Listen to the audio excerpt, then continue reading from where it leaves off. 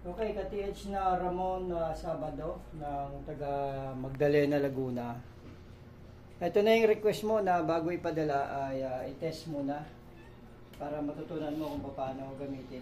Umpisa natin dito sa sa long range. So meron siyang balot na plastic na PVC pipe para maging protection ng kanyang gamit para hindi masira itong antena kasi pag nabubundol yan masisira. Ikakabit mo doon, detachable yan. Pwede mo ikabit itong handle. Yan. Tapos dito, sa likod, dito mo ilalagay yung bala. Ito ay test muna natin sa long range locator.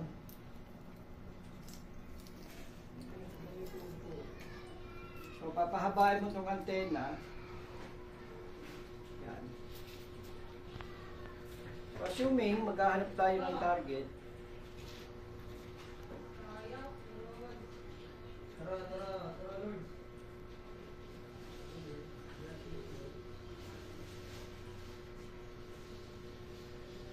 so kung nakita mo tinamaan ng antena yung target natin, ito yung target natin. So halimbawa dito man ako pupunta, ayan, patay yan. So, dalawa, marami, baka na.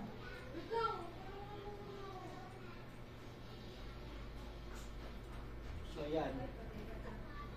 Tapos kung malakas yung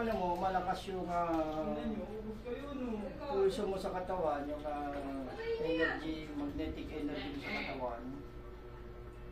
Pag itinapat mo yan dyan sa sa object, iikot yan. Yan pa.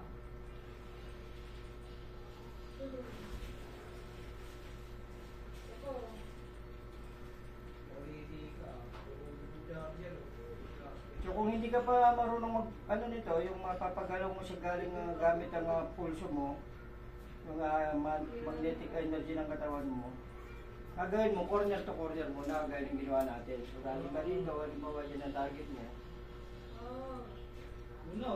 Hintayin mong kumatak yung frequency ng dito na bala, saka yung pagka dito ka naman, corner din. Ayan, babalik yan dyan. Babalik yan dyan. So, yun nga. Kapag malakas yung power mo, yung pulso mo, magnetic energy ng katawan mo, pag tinapat mo yan dyan, iikot talaga yan. Patay mo yung dumi. Boom! Panalo pa! Okay, so ito naman ang itetest natin. Ito yung kanyang pangalawang request. Ito yung LRAD.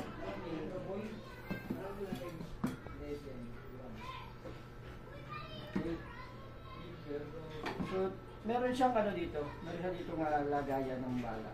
Ito. Sa handle, meron siya lagayan ng bala. So, itong handle na to ay may mga 7-Elevens na kanday dito. So, ganun din to.